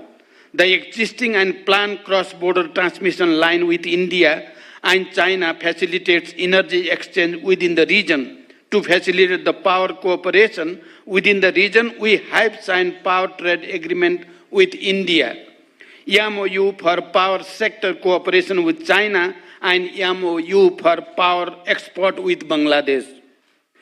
The tourism industry stands as a significant contributor to the economy, evidenced by the arrival of over 1.2 million international tourists in 2023, marking a notable 17% increase from the previous year. Likewise, the IT sector is experiencing a steady upward trajectory with a remarkable growth rate of around 65% in service export over 2021. Additionally, Nepal presents lucrative opportunities for the export of high-value cash crop, further enhancing its investment appeal and contributing to economic growth. The ready-made garment and Nepali carpet are also the major products being exported to the global market, and renowned for their quality, having huge potential for investment. The operation up to special economic zone alongside several others in the development phase throughout the nation underscore our unwavering commitment to fostering economic growth and industrial development. Currently, Nepal has 10 operational industrial districts with plans to develop 6 more, which ensure low initial investment and access to essential infrastructure and support service. Nepal's strategic location, situated between emerging markets, India and China, signifies it as an ideal investment destination. Duty-free access to this market, facilitated by regional agreement SAFTA and BIMSTEC as well as free trade arrangement, ensure the bilateral and regional markets.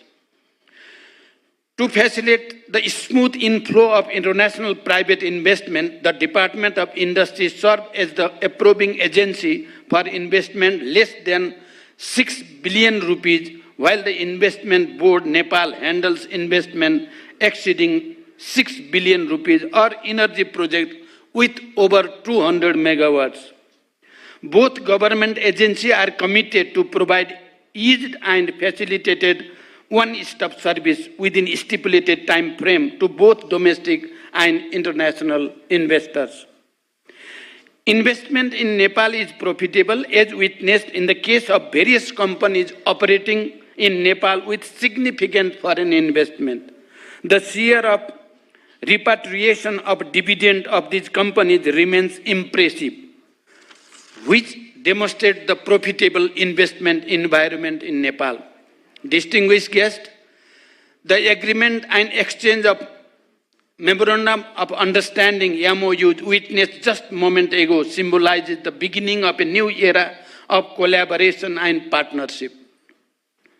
I believe this will have a result in the very near future.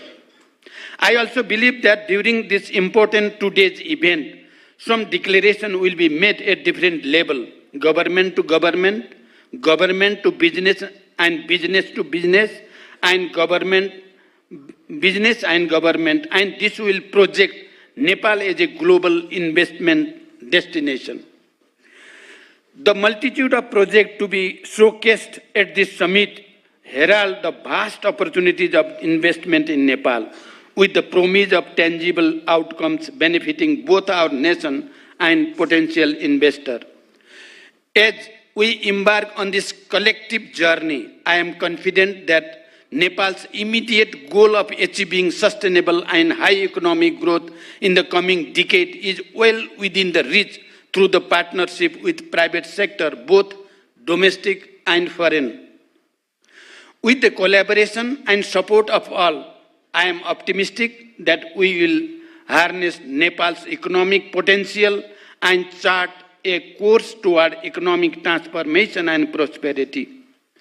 I believe that the presence of government and the leader of the opposition and the collective commitment for the environment clearly proves that Nepal is one in this mission.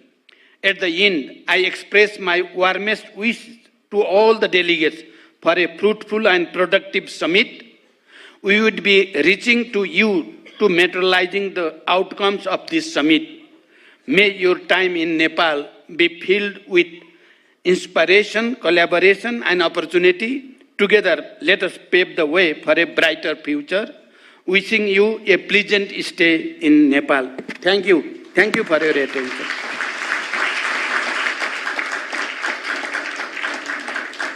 Thank you, Right Honourable Prime Minister, for your very optimistic thoughts and great vision. And thank you for gracing us today with your very valuable presence. Ladies and gentlemen, trust us, it's been a Herculean task to craft all this together, tailor everything around the summit, because we wanted to create a very strong foundation, a foundation for a new era, just as similarly to what the Right Honourable Prime Minister put it, a new era of collaboration and partnership for Nepal with the friends across the world. And the IBN, with its strategic approach to investment promotion, has over the years not only spearheaded implementation of several high-profile projects, but also has fostered an environment of trust and cooperation between the government, private sectors, and international investors. And it's been a race, a very high race for the IBN and the entire team itself. So, ladies and gentlemen, as we applaud the entire team of IBN, who's been working day and night under the supervision and guidance of the Right Honourable Prime Minister, the Finance Minister, as well as the entire government team, may I invite now to extend the vote of thanks, the leadership himself, the CEO, who is also the Member Secretary of the Nepal Investment Summit 2024 Steering Committee, Mr. Sushil Bhatta, to extend the formal vote of thanks.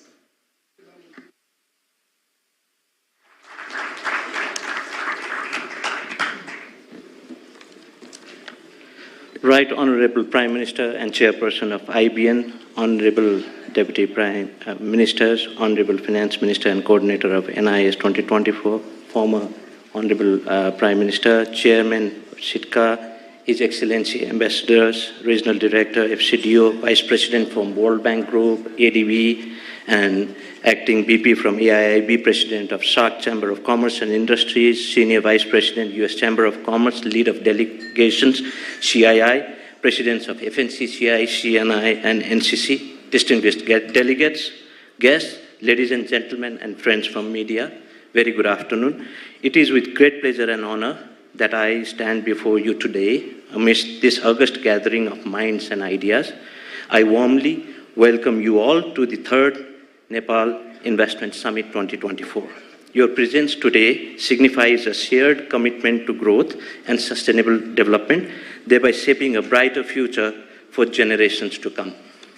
We are delighted to welcome delegates from around the world representing different countries and companies. With around 800 foreign delegates from more than 60 countries and over 1,000 delegates from Nepal, the diversity of perspective gathered here today is truly remarkable. This summit builds on the successes of past summits, each a stepping stone towards our collective vision of attracting substantial investments. As we gather here, we continue the legacy of those who have tirelessly worked to showcase Nepal's vast potential on the global stage. I extend my deepest gratitude to our Right Honourable Prime Minister for gracing us with memorable and inspiring address. Special thankfulness to Honourable Finance Minister for your steadfast determination, guidance and leadership for organizing this summit. And my heartfelt appreciation to Honourable former Prime Minister for your gracious presence today, showcasing collective vision of our political leadership in promoting and leveraging private sector investments, including FDI in Nepal.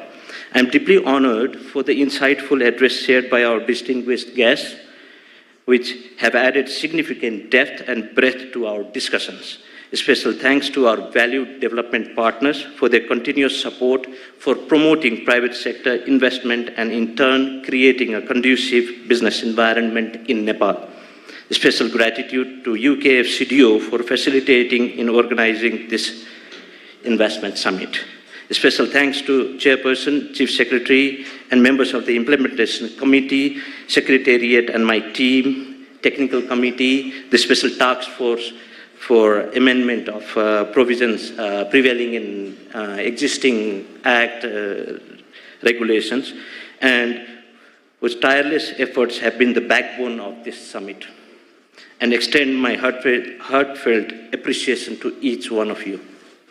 And further, I am deeply grateful to the invaluable support of the private sector umbrella organization, the media fraternity, Hotel Solti, the event management company, and the security personnel whose collaborations have amplified the impact of this summit by ensuring the smooth and secure conduct of the event.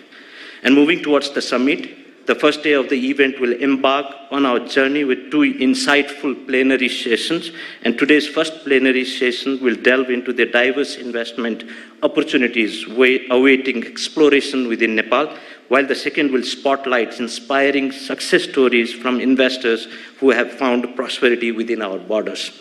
Moving to the second day, we will witness a total of 12 sessions, which covers an array of sectors with prior focus on presenting Nepal's potential areas of investments, including green investment opportunities in Nepal. And further, the summit will culminate with a pivotal session on leveraging public-private partnership for infrastructure and services. Discussions from these sessions shall have good takeaways for mobilizing private investments in different potential sectors of Nepal, including leveraging the PPP investment to complement government's development effort. Looking ahead, I anticipate that the discussions and collaborations forged during the summit will pave the way for mobilizing private investments, the country, and paving way for transformative journey towards economic prosperity and sustainable development. It is great appreciation and admiration that I extend my sincere gratitude to Government of Nepal for the recent action in issuing the ordinance for the amendment of Public-Private Partnership and Investment Act 2019. This monumental steps marks a significant achievement for the Investment Board Nepal, and it underscores its journey towards becoming a sustainable, more functional, robust, and autonomous institution. And may we embrace the challenges with courage and possibilities with optimism. Together, let's forge a legacy that resonates far beyond these walls, a legacy of unity and progress through capitalization of boundless potentials. Wishing you all a very pleasant stay and productive time in the event. Thank you and namaste. Thank you, Mr. Bhatta. May I request you to stay back? To Mr. Bhatta, if I may request you to stay back on stage as I turn to the Honorable Finance Minister, who, in the capacity of the coordinator of the Nepal Investment Summit 2024 Steering Committee, may I humbly request you to make a presentation of a felicitation as a gesture of appreciation and honor to our chief guest, the Right Honorable Prime Minister, Mr. Pushpakamal Dahal Prachanda. And this is extending our heartfelt gratitude for all the supervision, the guidance, and the invaluable support that the Right Honorable Prime Minister has extended to us in every leg of drafting and executing this summit that brings us together. And may I now request our chief guest in the very concluding moments, the Right Honorable Prime Minister, Mr. Pushpakamal Dahal Prachanda, to extend felicitation to our distinguished speakers.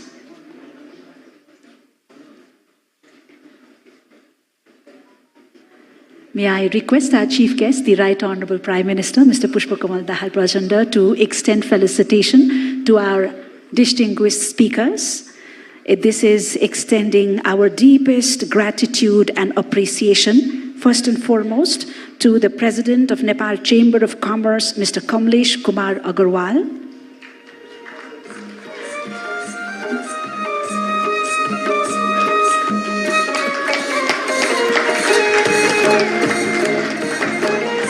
President of Confederation of Nepalese Industries, Mr. Rajesh Kumar Agarwal.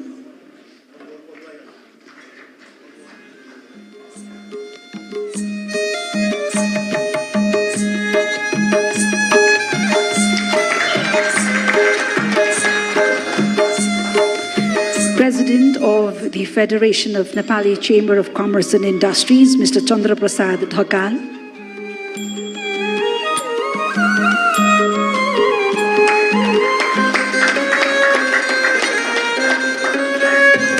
Ambassador Atul Keshav, Senior Vice President for South Asia of the U.S. Chamber of Commerce.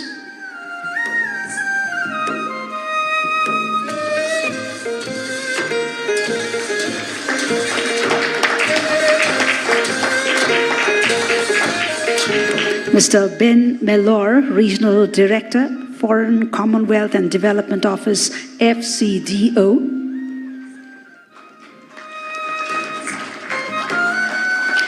And to receive the appreciation on behalf of His Excellency Luo Zhaohui, the Chairman of China International Development Cooperation Agency, may I invite the Deputy Chief of Mission of the Embassy of the People's Republic of China to Nepal.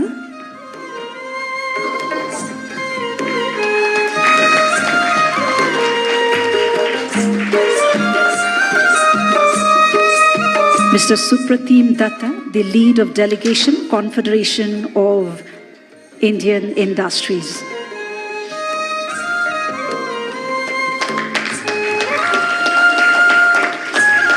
Mr. Rajat Mishra, Acting Vice President, Asian Infrastructure Investment Bank, AIIB.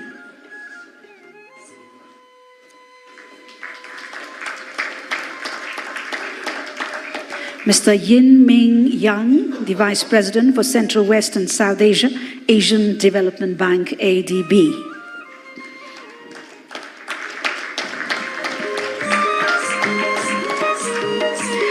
Mr.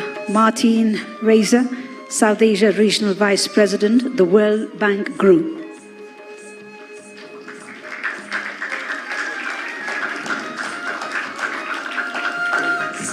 Honorable Mr. Sher Bahadur Deuba, leader of the main opposition party, as well as the former Prime Minister.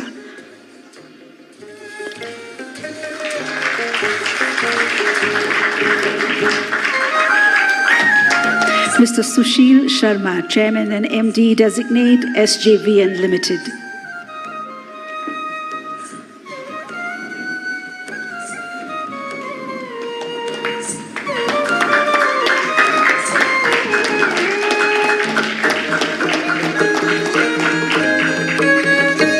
Mr. Muhammad Jasheem Uddin, President, SARC Chamber of Commerce and Industries.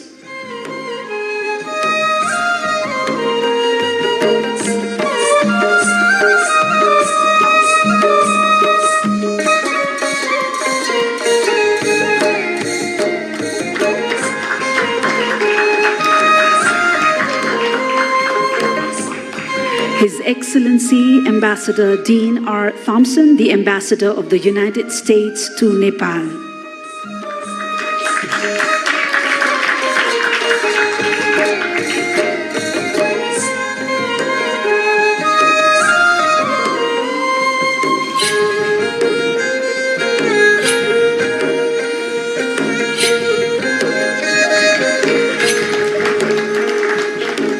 His Excellency Ambassador Naveen Srivastava, Ambassador of India to Nepal.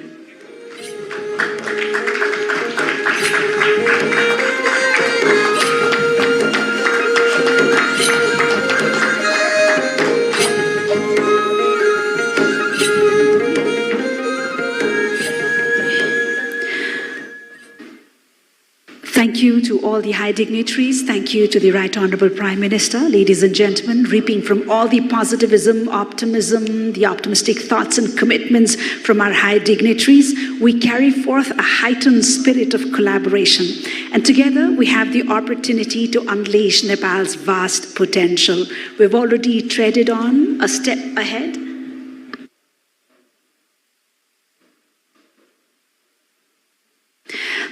Thank you to all our distinguished dignitaries, all in attendance. With these words of gratitude, we call the inaugural ceremony off. However, there is a small formality. If I may invite the Chief Secretary of the Government of Nepal, Dr. Vaikunta Aryal, and all the high dignitaries, our esteemed speakers, to join our dignitaries upon stage for a quick group photograph before we disperse, ladies and gentlemen. This is inviting our esteemed speakers to kindly grace us on stage one more time, requesting the Chief Secretary of the Government of Nepal, Dr. Vaikunta Aryal, to also grace us upon stage as we come to the very...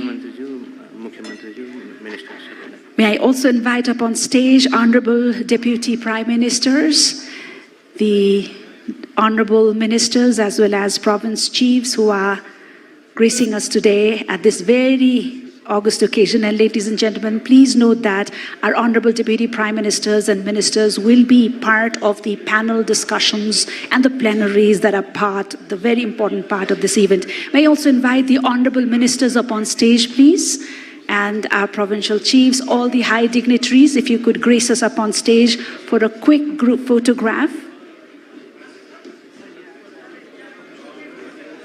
May I invite the Deputy Chief of Mission of the Embassy of China up on stage as well? Sir.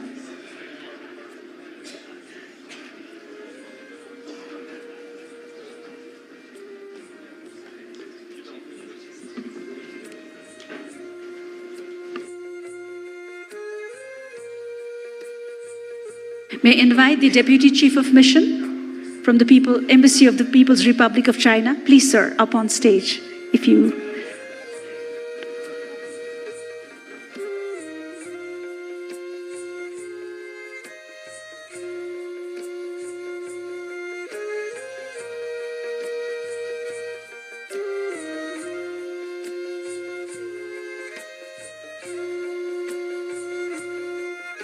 Thank you, distinguished dignitaries, and to all the esteemed members in the audience. That is all from the inaugural ceremony. The first plenary begins shortly. You can be a part of the tea and refreshments that will be served outside at the garden before converging for the plenary here at this very hall. Thank you for your very valued presence.